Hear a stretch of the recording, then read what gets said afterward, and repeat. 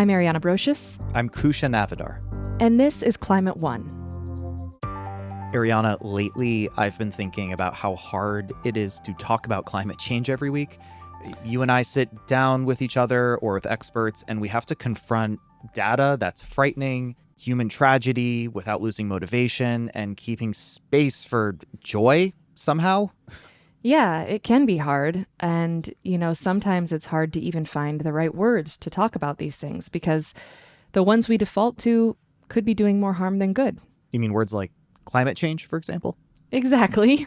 Or think about how greenhouse gas emissions might not land the same way heat-trapping pollution does. That's why today we're looking back at 3 conversations we've had that dig into very different aspects of how to talk about the climate crisis, the climate disrupt. You get the idea. Later, we'll head to Sunset Park, Brooklyn, where one community organization spent years building the kind of trust it takes to get residents to buy into a solar project, literally. Then we'll hear from a climate communication expert who says the actual words we use matter much more than we think. But before we get to all of that, today kids are experiencing a lot of fear and grief about the future, often without having the language to name it. When I taught high school math, I remember quickly understanding how deeply kids could feel the weight of the world, even if they didn't necessarily explicitly talk about it. Yeah, these feelings can be overwhelming for anyone, regardless of age. And as a parent, it's been tough to already have some conversations with my kids about the climate crisis and, our role in it as humans. So to find out how to best help young people navigate their climate-related mental health issues, I spoke with Robin Cooper, co-founder and president of the Climate Psychiatry Alliance. What are some of the most common climate-related mental health issues students are facing right now? And when I say students, I mean high school age and younger. Kids are feeling a lot of distress about what they know about the impacts of climate change and the enormity of what they're feeling. And their feelings are across a whole variety of spectrums, particularly for teens, but younger kids also. They're feeling a lot of anxiety. They're feeling dread. They're feeling fear, and they're feeling a sense of doom and hopelessness. Will there be a world that I will grow into? For little kids, is the world going to die? Am I going to die? For teens, will there be a world that's a viable place for me to live in the future? Could I have children in the future? What will my future be? And a lot of doom and feelings of hopelessness. They feel a lot of anger and betrayal. Betrayal that the grown-ups in their world have left them with these burdens and not protected them. And a lot of sadness and grief about what they're seeing. That's a lot. It's a whole lot for young people to have on their shoulders. Really a lot. And they're not wrong. I think I'm not a young person. I have feelings, similar feelings, which we'll get into kind of the adult version of this in a minute. But from what you've observed, on average, how well equipped are the adults in young people's lives to handle these problems? Well, it depends on who the adults are. And I'm going to call it the parent club.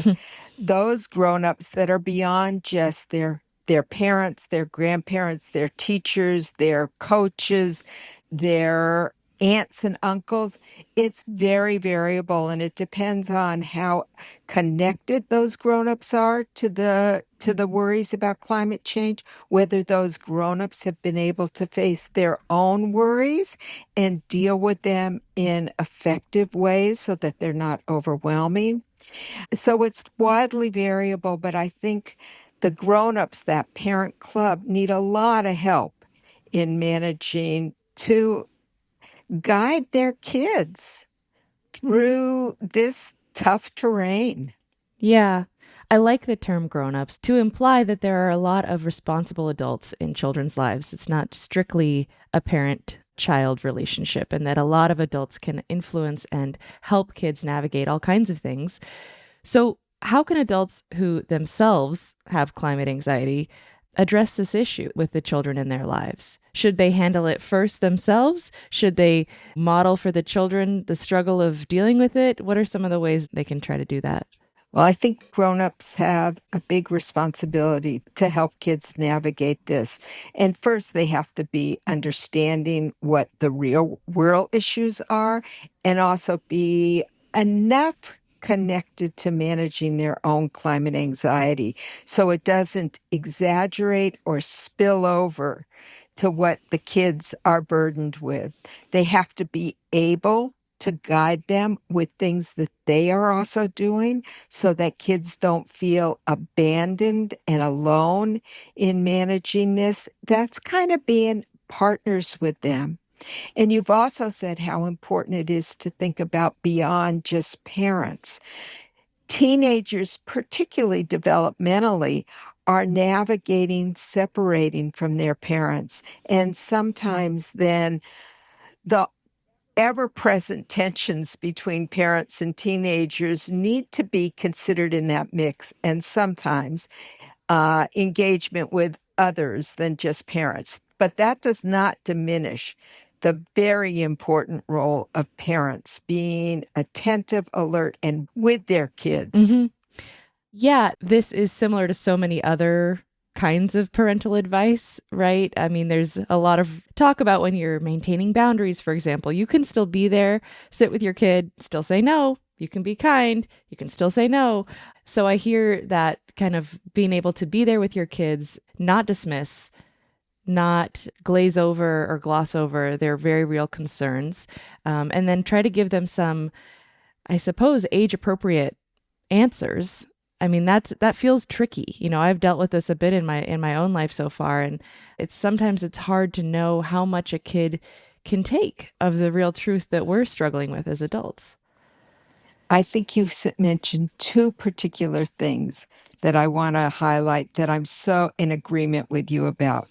First is that the issues around climate distress and the threats that we're experiencing and teens and kids grappling with this is laid on normal developmental relationships as they grow.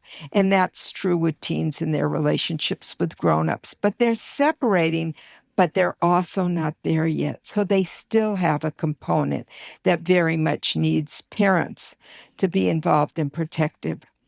And the other is how to navigate appropriate, developmentally attuned responses about information. Sometimes I think grown-ups tend to think of kids as little grown-ups and talk to them in language that is way too complicated, not adhering to the reality that kids bring in information in developmentally appropriate ways. So little kids are very concrete, and teenagers are beginning to understand in a more nuanced ways, but still see things in overwhelming ways. So parents need to be there and honest and validate feelings and reality, but not overwhelm kids, and know that sometimes what they say can just go right over their head if they're talking in too abstract ways. Right. And you've just touched on a key component of all this, which is trust, right? And building that trust, continuing to maintain that. So when we spoke earlier, you described how your father talked to you about the threat of nuclear war, not climate, but also a very scary, scary threat when you were a child. So can you share that story? It's a story that guides my thinking now, and it's very personal. As you mentioned, it was at the time when this other existential threat was coming into my consciousness. As a kid, I was little, maybe I was 7-ish or so, and it was the time of nuclear weapons development and a lot of international conflict. And I asked my father, would I die in a nuclear war, or would there be a nuclear war? And he said, absolutely no, this will not happen in your lifetime. I was enormously relieved at my, what is 7-year-old mind. And my father did right by protecting me. But later, when I was an advocate to eliminate nuclear conflict, I was in my mid-20s, maybe. And I said to my father, "How could you tell me that? How could you tell me that? It's just not true. You don't know." And he said to me, "Robin, what was I going to do? You were a little kid." My father held the position of knowing he had to protect me from overwhelming catastrophic feelings. But what he didn't do, and what I would now do and tell him, is that he didn't validate my concerns. He didn't say, "Yes, this is a very big concern. I'm concerned too."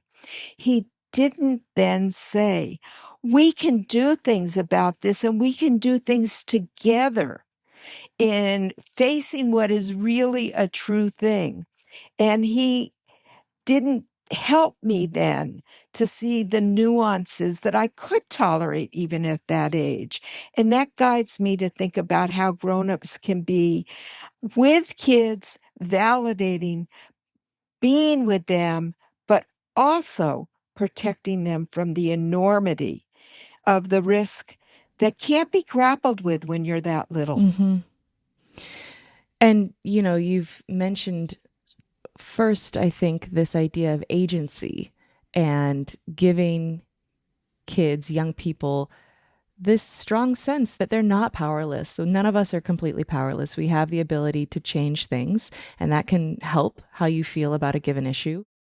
And also, I think in your case, the story of your dad, so you have a conversation when you're 7, and then maybe don't revisit it together until you're in your mid-20s. There's a lot of years in there where he could have come back to you, or if you had initiated another conversation, he could have kind of maybe moderated what he said and allowed for some more of that reality and had the conversation when you were a bit older and perhaps better able to kind of absorb that. So I think that's another thing in this climate space, right? Is that it's not a single conversation. You can have many, many conversations with young people. What an important, good thought. It's not a single one-off. And it can be revisited at different developmental moments for kids. And it can come from the kid or it can come from the parent or the grown-up. And that means us grown-ups being observant, watching our kids, knowing that they're hearing about this in a zillion places, and many of those places do not give them accurate information. So observant, being able to open the conversation without it being overly intrusive, and watching kids for their responses and being curious about what they know, being curious about what they hear, Mm-hmm. curious about what they're feeling about what they hear. Mm-hmm. Well, okay, so we've covered a lot of ground. Let's give parents and teachers, who we haven't really talked about much yet, a little bit of a guide to help address the psychological health of children and students in this situation. So, how would you help a parent or teacher identify, in the first place, that a child is struggling with something like climate anxiety or grief? It's a really good question. What do you notice and what do you see? Watching to see if they are stalled in appropriate developmental tasks, the things that they should be achieving at the stage and age that they're in. Are they able to involve themselves in schoolwork? Are they able to involve themselves with friends? Are they still experiencing or not pleasure in things that they used to get pleasure from? And that's a big thing to watch for. Are they retreating away from those places of engagement that are appropriate for them? Are they sullen? Watching for physical signs, because little kids and bigger kids often express worries physically.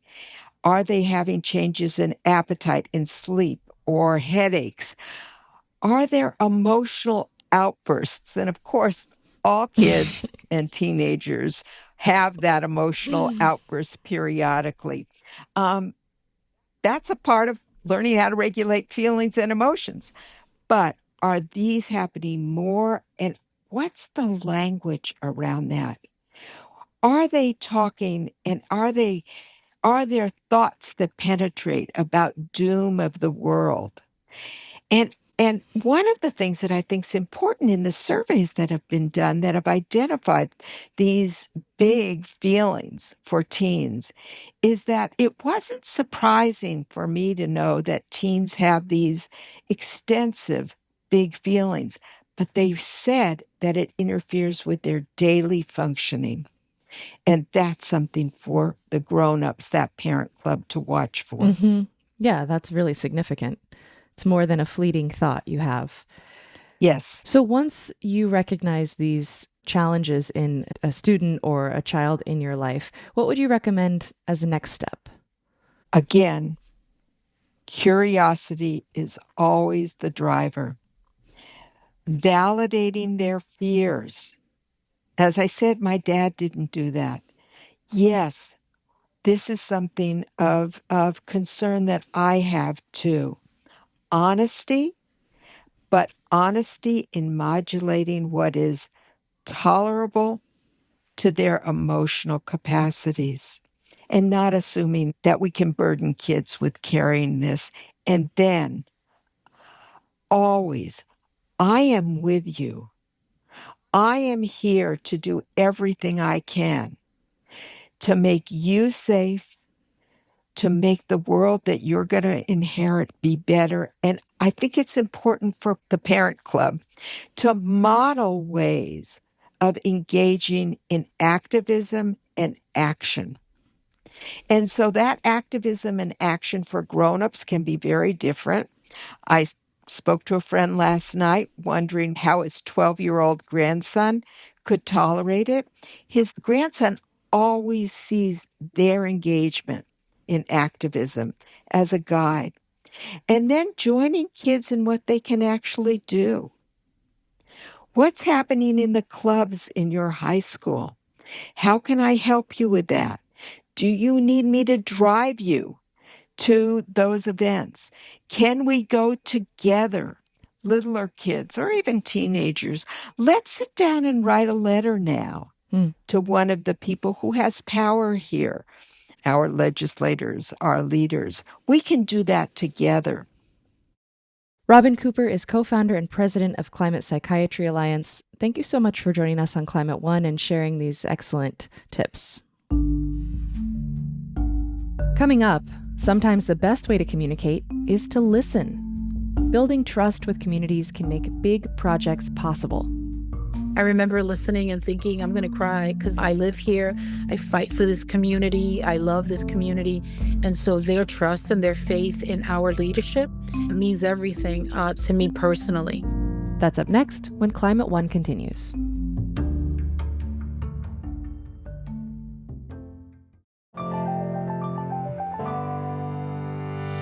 Ariana, I'm going to give you a hot take here. When people talk about climate, we focus a lot on the talking, like the messaging campaigns, the speeches, the tactics targeting individual action. But what we don't talk about enough is the listening. Sorry, what? Oh, Nice. Just kidding. Nice. Elizabeth Yeampierre has spent almost 30 years proving the value of listening. As executive director of Uprose in Sunset Park, Brooklyn, she didn't start telling people what she wanted. She spent a year just listening to what the community actually needed. That listening turned into a fight against a highway expansion and a push for green space.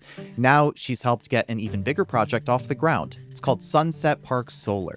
It's a rooftop solar project that depends on something harder to build than infrastructure: trust. Right, because you can have great ideas, but if people don't trust the messenger, it doesn't matter. Yeampierre's approach offers a different model of climate communication. It's built less on persuasion and more on patience and relationships. And of course, showing up. I talked to Yeampierre last year about what it takes to make a project like Sunset Park Solar happen. We spent about a year listening to find out what people needed.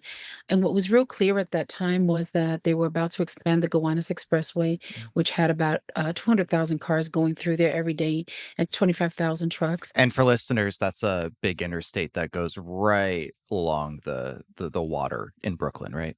Yeah, it's a Robert Moses construction that divided the community Mm. and was just dropping tons of co-pollutants into people's lungs. And so what became clear early on was that there wasn't an organization working on environmental justice. And we wanted an organization that didn't compete with others, but collaborated and met unmet needs. And so the young people were really concerned about the ability to breathe. And people in the community said the same. And that's sort of how we then go into the environmental justice movement. And Uprose then starts fighting against the unfair siting of environmental burdens in Sunset Park. Mm. So that wasn't the history of the organization, and I certainly had never taken an environmental class in my life, but it was what people said they needed, and we have transferable skills. And so we started training people to organize, we started learning policy, we started moving infrastructure, and we started winning. Mm. Tell me about winning. We literally file a lawsuit against the state to stop the expansion of the Gowanus Expressway. We fight for 15 years for doubling the amount of open space, which we do by getting Bush Terminal Park, which is 23 acres. And people from other places may not think that's a lot, but in a densely urban community, it's a Absolutely. lot. Yeah. We are able to expand the median, the Fourth Avenue median, to make the community more pedestrian friendly. We facilitate the design of a community led greenway. We stopped the siting of a 520 megawatt power plant that would have been the size of 3 football fields. We stop our elected official from fighting against legislation that would have prevented our community from being safe from lead paint. Like, it was one thing after the other, and every win led to another Mm. because nothing is more addictive to the community than winning. Our elders came to us and they asked that the state had taken away one of the buses, and they wanted their bus back. And they said, we can't get on the trains. Trains are not accessible to people with limited mobility or disabilities. We need our bus back. And we organized a coalition and got the bus back. Well, Elizabeth, what really stands out to me listening to you, it's a few things. One of them is that this was community led, right? Like when you entered in the mid 90s, Uprose, the community was the one saying, we want to focus on literally our ability to breathe. And the second is this kind of intergenerational, but very community based work in Sunset Park. So I gotta ask, tell me a little bit about Sunset Park. What's it like to live there? What's it like when you walk down the street? I mean, I know a little bit because I ride my bike around a lot, but for listeners, go ahead. Thank you for asking that question, because the truth is that we see ourselves as staffing the community. That Mm. while the community is working 2 or 3 jobs or raising their children, that we're there and we get our marching orders from them and we staff them. But Sunset Park is, I refer to it as sancocho, which is this Latin stew that has all these different flavors and is just amazing and nourishing. It is a Latino mix, Puerto Rican, Dominican, Mexican, Ecuadorian, Central and South American, Asian, mostly Chinese and Fujian. It is a working class community in the largest significant maritime industrial area in New York. And Mm. if you go to the park, you're going to see the Chinese dancing, doing ballroom dancing. You're going to see the Mexican community getting ready for quinceañeras. You're going to see the Caribbeans in a corner with their drums out. It is a community that sort of tests everything that people think about diversity. We speak different languages. Our children are playing with each other. Our elders are playing mahjong and dominoes. Mm. It is, I think, I don't know, it is what I had envisioned growing up.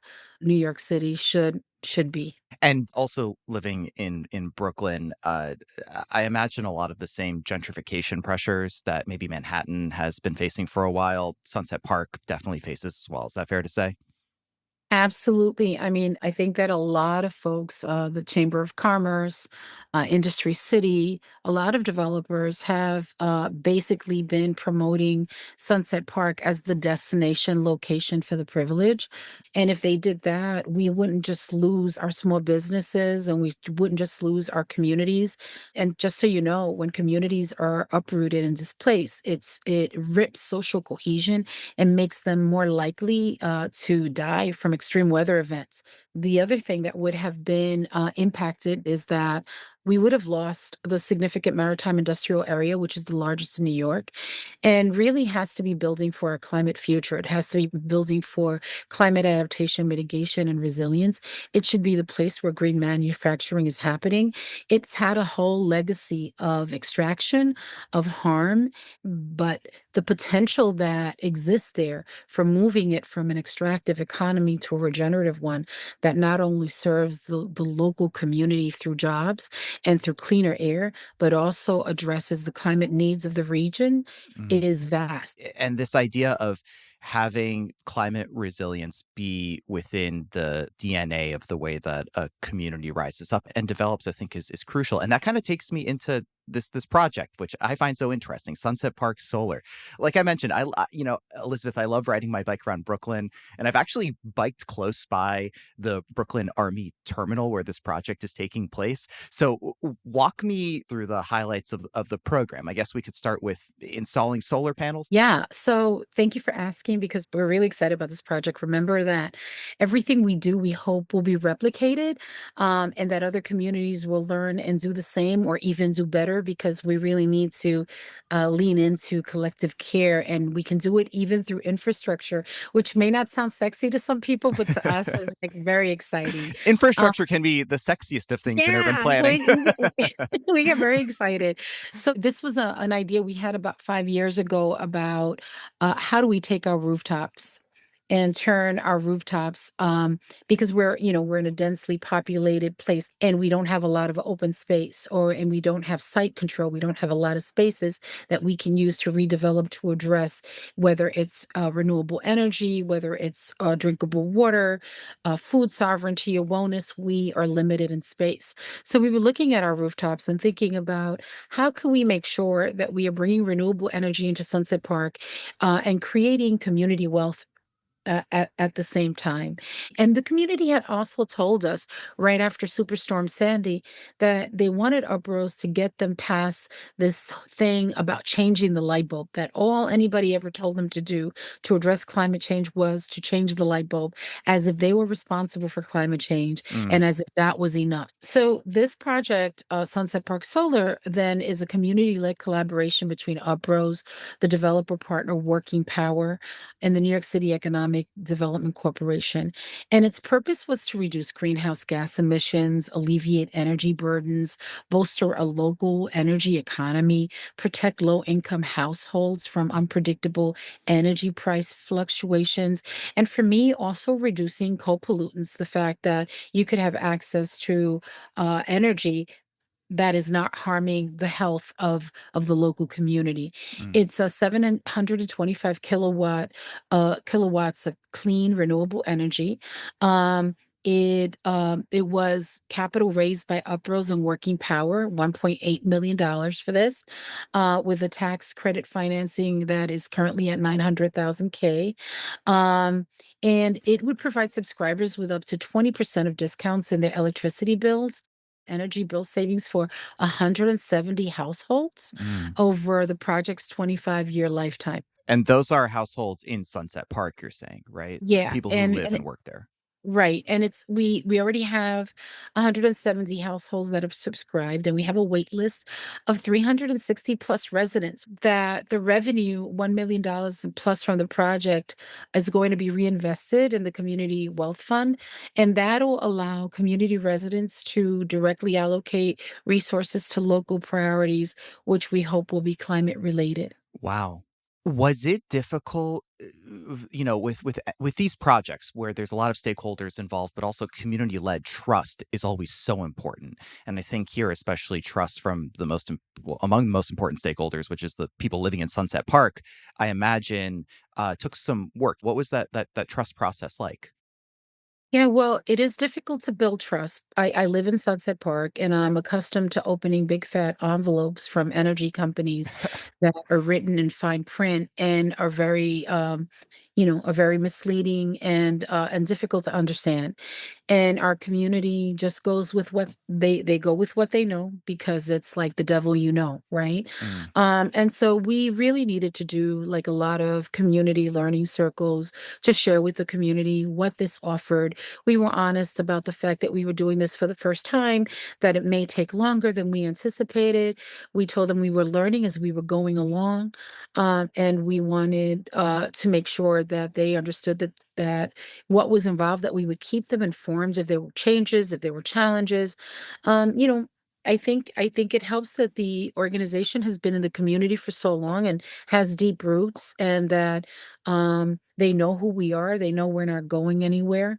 mm, Um, but being asking people to part with their money, especially when they're struggling every single day to put food on the table and to do it with something that is new, that takes a lot of trust. And yeah.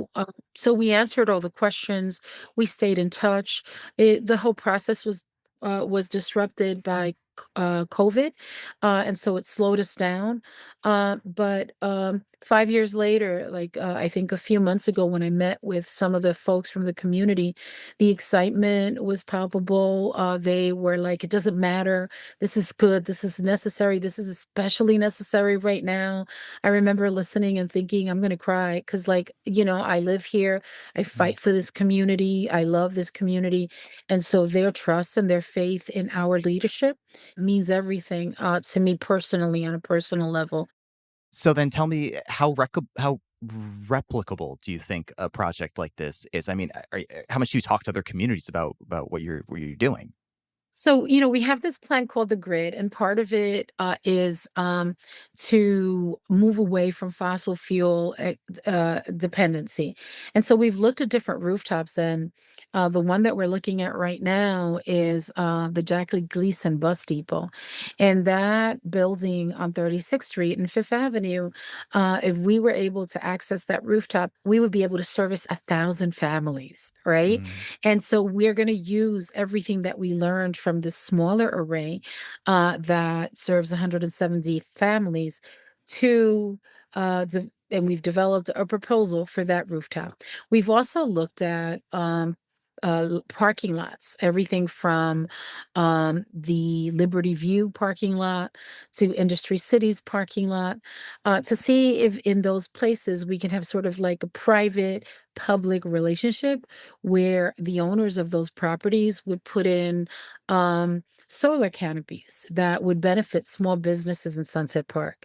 Part of this is not just putting down the infrastructure and benefiting the community, but also raising climate consciousness and giving hope, letting people know that there are solutions and that they're not just aspirational, but that they're operational. you had mentioned that there were some really messy conversations that you had to have when you were trying to get this current project that you're looking at forward. Can you tell me quickly, maybe just one of those messy conversations and how you navigated it? I think that there is an assumption. I think that there is this common assumption that small grassroots organizations neither have the capacity nor the intelligence to be able to move projects like these. And it's unfortunate, but that's always been the case. And the truth is that most of the change that has been happening to address climate change has been led by small grassroots organizations that are leading with a vision and that are leading with wide community support. Mm. So we dispel all the myths and all the stereotypes, and we keep it moving. And I think that this project is an example of that.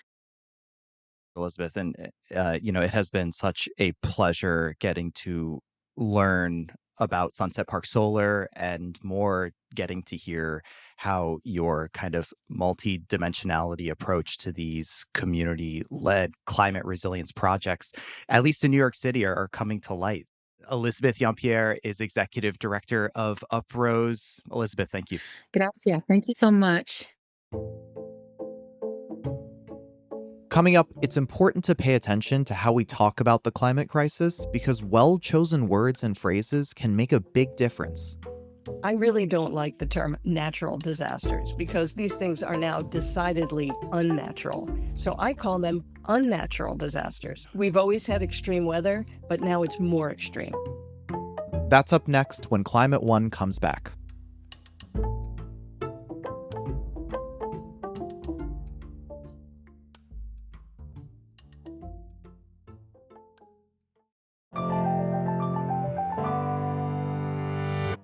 Today, we've shared conversations about how to talk to kids and young adults about climate and the importance of listening to a community.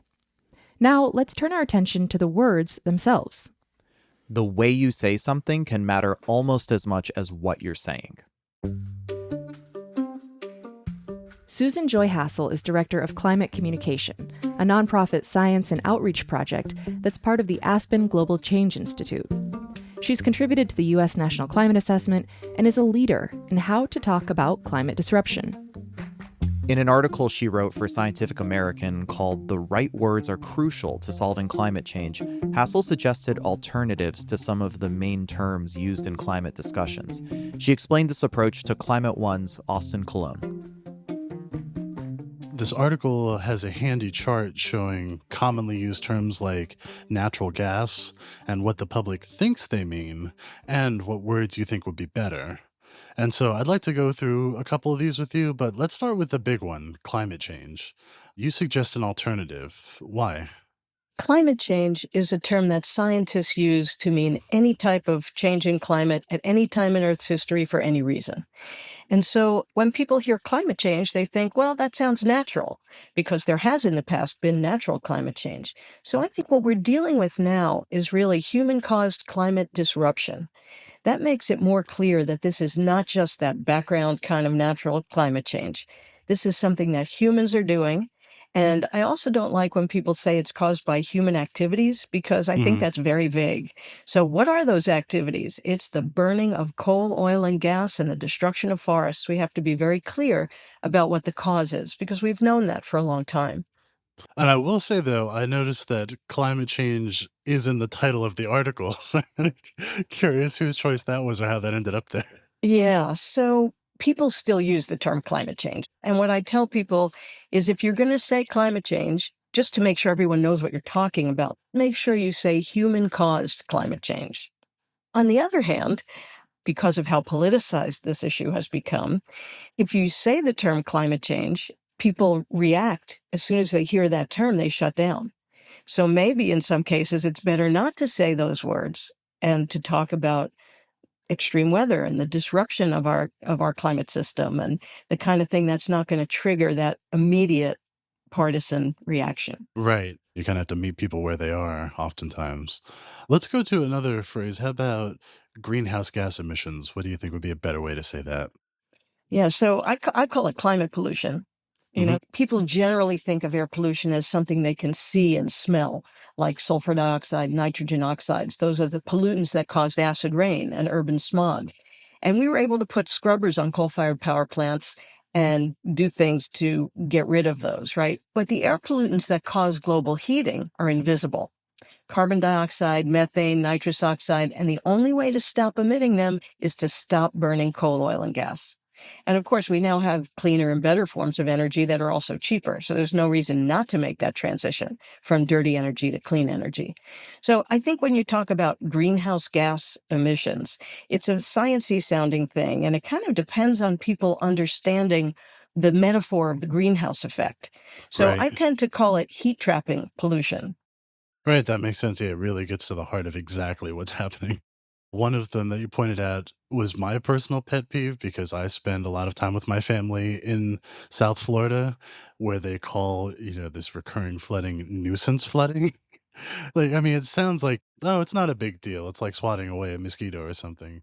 What would you say is a better way to say nuisance flooding? Yeah, I agree with you. This is not just a nuisance. When the streets of Miami are flooded, the water's up to your knees, businesses are closing, all kinds of problems. It's way more than a nuisance. So I call Yeah. it recurrent flooding or sunny day flooding because this is stuff that happens even when it's not raining. Every time there's high tide because of sea level rise, which is again caused by human caused climate disruption, you've got a flood. So recurrent flooding or sunny day flooding. But yeah, we've got to get rid of that nuisance flooding. Yeah. And of course, that brings us to what people often call natural disasters. And that's probably a pet peeve of yours too. Like, they don't seem very natural. So, Yes, it's a big pet peeve of mine. I really don't like the term natural disasters because these things are now decidedly unnatural. So I call them unnatural disasters. We've always had extreme weather, but now it's more extreme. We're right. seeing more of the kinds of weather that cause these disasters. And so we shouldn't call them natural because they're not natural. Similarly, people will say, oh, this is a new normal. And that bothers me because that sort of normalizes it. And it also makes it sound like we've reached a new steady state, when in fact, it's much worse than that. It's going to keep getting worse until we stop emitting this heat trapping pollution. So I like to say we're in a new abnormal, and it's going to keep changing and keep getting worse until we stop doing what's causing it. Right. And to speak to that a little bit, you happen to live in Asheville, North Carolina, which was devastated by Hurricane Helene. And what was your personal experience with that storm? Oh, it was really devastating for everyone here. Whole parts of town were underwater. 100 people died, and so many people lost their homes. And in the parts of town that weren't flooded, like where I live, so many trees came down because the ground was already saturated from the days and days of rain. And then when those strong winds came, trees just came down with the big root balls up in the air. They crushed houses and cars and people. So it really was devastating to our power infrastructure, our water infrastructure. We didn't have power for about a month. We didn't have water for several months. And when you have to go stand in line and bring home a 5-gallon bucket of water for the day, it's a very different story than just, you know, a storm coming through. And of course, whoever thought in the mountains of Western North Carolina, we'd be hit by a hurricane? It's kind of Right. crazy, right? And such heavy rainfall and such strong winds. I imagine that that area of the country, a lot of people saw as climate safe. Yes. People thought of this as a climate haven because we're far from the coast, so we don't have the hurricane risk, or so we thought. We're up in the mountains, so we don't have the really bad heat, extreme heat that they have down in the Piedmont and the flatland. Right. And so we did think that we were in a place that was relatively safe. Also, it's a very moist climate here, so we thought we were pretty relatively safe from fires. But you know what? There is no place that's safe anymore. We are now suffering from the kinds of floods and storms and wildfires that we just never thought we were really going to have to face. When I first moved here about 15 years ago, I rented an old house that had no air conditioning because we never needed it here. Now that's all changed. It is now nearly ubiquitous here because it has to be. It's just so hot and so humid. Going beyond words, there are adjacent issues that resonate more universally that should be talked about, like talking about drought when talking to farmers. What do you think of that strategy? I think it's essential. You have to talk to people about their priorities and what they care about. And if you frame climate change as an environmental issue, then if you're not an environmentalist, you think it's not your issue. Most Americans don't consider themselves environmentalists. But right, for farmers, you talk about drought. For birders, you talk about what's happening to the birds. For people who fish, you talk about what's happening to our cold water trout streams. Climate change is affecting everything and everyone. And we need to really reframe it from an environmental issue or a science issue or a political issue to one that's about protecting who we love and what we love and the places that we love. So I feel like that's really essential. Climate change is affecting everyone, everything, everywhere, all at once. We all want, right? We all want clean air, clean water, healthy forests and coasts. Everyone loves their kids. Climate change is affecting kids' health now, and it has long-term implications for their development. Our kids, they're living through ever-increasing unnatural disasters, leading to evacuations, school closures, and other things that really upend their lives. And, more kids are suffering from allergies and asthma, and both of those are exacerbated by climate disruption. We're seeing kids hospitalized from heat stroke, these kinds of things. So that's a more important and I think a more impactful way to talk to people about climate change. Yeah, but many climate solutions, like transitioning from fossil fuels, provide immediate air quality improvements and health benefits. How do we help people understand these co-benefits, without making the message too complicated? Yeah, well, I never use the term co-benefits. That sounds to me like something to do with health insurance. It probably is. So I like to say multiple benefits. There are Mm, so many benefits of clean energy. It's the things we want to be doing anyway, right? It right. cleans up our air and our water. We don't have to do mountaintop removal and wreck the mountain streams. It's also cheaper, right? So Yeah. solar and wind are actually the cheapest form of new energy. Do you know that more than 90% of all the new electricity generation coming online in the US and in the world is clean renewable energy, more than Yeah. 90%. And the reason for that is not because of climate laws, because in this country we have none.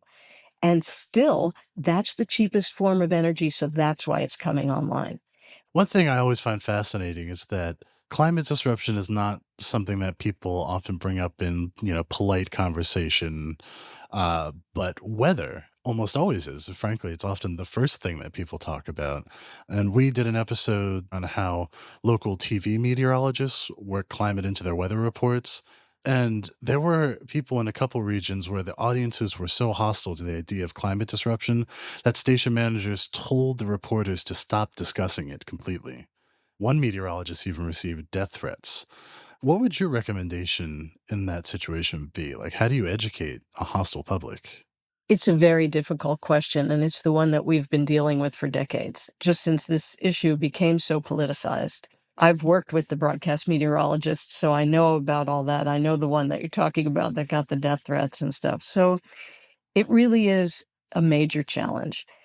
I think sometimes not saying the words climate change, but still having them incorporate talking about extreme weather and saying, okay, here we are. We're in the first heat wave of the summer. And did you know that a few decades ago, the United States saw an average of 2 heat waves in a summer? And now we Mm, see an average of 6 heat waves in a summer. So we are now suffering through 3 times the number of heat waves every summer. You don't have to say the words climate change, but you tell them this is what's happening. People have to experience the evidence of their own eyes, right? What they're feeling hmm. and experiencing. But you have to help them realize that this is not just summer.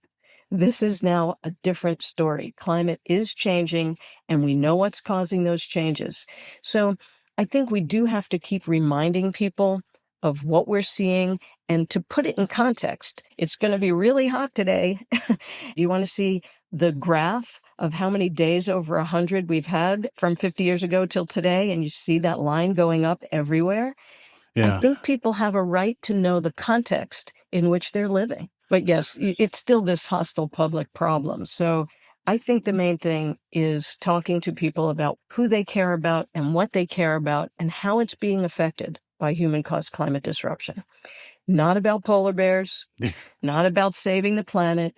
It's about saving ourselves and everything we love and care about. Yeah, I mean, there's often a joke that I believe George Carlin told that, the planet is going to be fine. We're the ones who are going to have the issue. I think he said it a little more colorfully than that, but you get the idea. Absolutely. And I couldn't agree more. So I always tell people it's not about saving the earth. It's about saving ourselves. Thoreau said, what's the use of a house if you haven't got a decent planet to put it on? Right. So you focus on communicating both the urgency and agency of climate action. But how do you balance conveying the seriousness of climate threats while also empowering people to feel that they can make a difference? Yeah, it's tricky because the urgency is tremendous. The issue of climate change is not like some other issues. If we don't get it done this year, we can get it done next year. We are in a critical period of time. We have to do as much as we can, as fast as we can. And the Inflation Reduction Act wasn't enough, but at least it got us moving in the right direction. What's happening now to take away all of that good climate policy, it's going to make us sprinting in the wrong direction. And so there is tremendous urgency. Every day that we don't act, we commit to a more dangerous and hotter future. And I don't think that's what any of us want. So the urgency could not be greater. So I think it's really important for people to understand that we can do something about this. Everyone can take up the mantle. Talk to everyone you know about climate change in a way that will resonate with them and reach them personally. Especially talk to your elected leaders and business leaders and make sure they know that you care about this and you want to see them do the right thing. And then everything that we need to do about this is something we should be doing anyway, right? Who doesn't want cleaner energy, cleaner air, cleaner water, healthier, more walkable communities, sending fewer kids to the hospital with asthma attacks and heat stroke? Who doesn't want that? Right, exactly. I think we'll leave it there. Susan, thank you so much for this conversation. It's definitely going to make me think about the way I talk to people about climate disruption way more carefully. Well, thanks. I'm glad we got this chance to talk about it because really the future is in our hands. And that's our show. Thanks for listening. You can see what our team is reading by subscribing to our newsletter. Sign up for it at climateone.org. And if you want to leave us a message, you can do it right from your phone or your computer. Just visit us at climateone.org/hello. Climate One is a production of the Commonwealth Club. Our team includes Brad Marshland, Jenny Park, Austin Colon, Megan Basilia, and Kusha Navidar. Our theme music is by George Young. I'm Ariana Brocious.